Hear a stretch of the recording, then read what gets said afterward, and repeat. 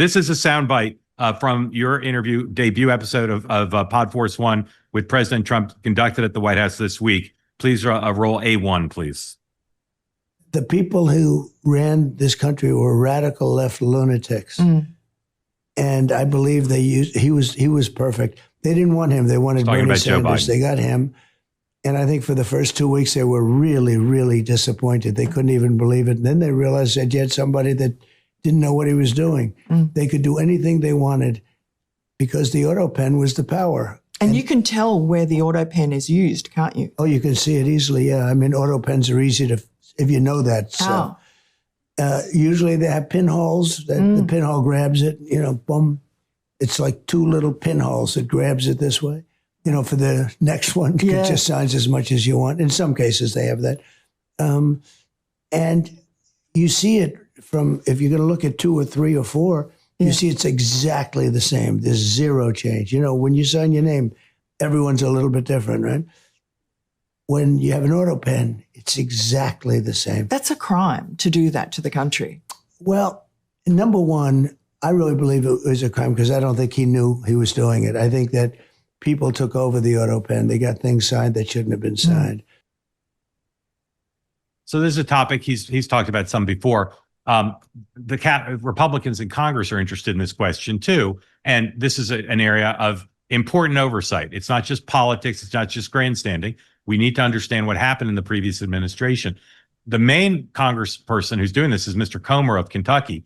He was in charge of Biden Inc.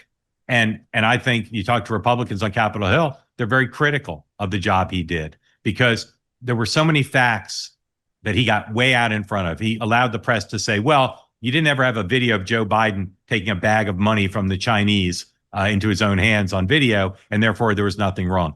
Do you think the Republicans in Congress can conduct not just a partisan investigation, but an effective one to bring out the facts? Look, I'm not sure. I think that's a little unfair to James Comer. He had a lot of detractors and, he was pushing against the entire weight of the sort of Biden cover-up machinery. And he did exaggerate a bit when he went on Fox. But as far as his investigation went, he coloured right within the lines. He was very methodical. And he did bring out a lot of really damning information, including payments done in this very deliberately convoluted fashion to Joe Biden from Jim Biden, 10% of, various deals, including one from China. Now that, the White House maintains that was a loan and, repayment of a loan was written on the memo line of the check, et cetera. But are we really giving Joe Biden the benefit of the doubt on that? So I think James Comer was absolutely right. And his book is well worth reading for anyone who wants to see just the kind of campaign that he was up against, really brutal. But look, I think when it comes to trying to pin down the people around Joe Biden, whether they basically took over the presidency and were running it the way they wanted, I think that's a very slippery piece of jello to try and do, because the main reason is I don't fully agree with President Trump about Joe Biden's mental incapacity. I think everyone you talk to about this, including in the Jake Tapper, Alex Thompson book, say that he had good days and bad days, good hours, bad hours. He was compos mentis at times, enough, I think, to wear the responsibility for the disasters under his office, including the border. But anyone who knows anybody who's had this kind of degenerative brain disease, whatever it is, knows that it progresses in a certain way where you still are fully aware at times. So I think that the people around, the very close advisors, people like Steve Ricchetti and Ron Klain and Jill Biden's sort of factotum, Anthony Bernal, and a couple of others who were the only ones allowed in the inner sanctum.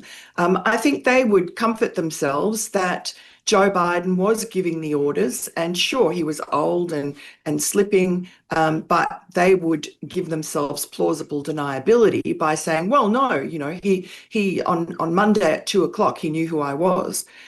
So it's going to be difficult to accuse them of hijacking the presidency and committing a crime. But I think it will be useful to get them all under oath. I think Anthony Bernal is the end of this month, and the others are shortly afterwards. And they'll all have to testify under oath, or make sworn declarations behind closed doors. And whether they speak or not will be interesting. But they'll need a whistleblower, someone in that group, that very tight-knit group, who actually is honest about what went on, because there are just little stories dripping out of the White House now from staff that were there during Biden and are still there, who are pretty. I think they're going to be pretty mind-blowing when eventually they do come out.